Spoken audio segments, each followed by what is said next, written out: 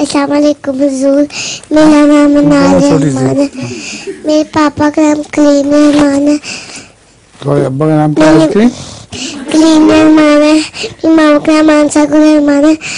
हुजूर, किसी का ब्लू क्यों होती है? क्या? हुजूर, इनका नाम है इनके अबू का नाम है कलीम रहमान और उम्मी का नाम है आंसागुल रहमान। ये माहिदा की बहन है।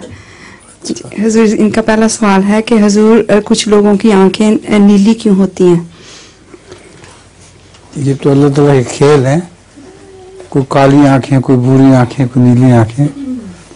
और नीली आंखों वालों को मतलब कुरान करीम में आता है कुछ ज्यादा जहन्नमी होंगे। नीली आंखों वाले, ये जो यूरोपियन आंखें हैं अक्सर नीली, ये जहन्नमी है अक्सर।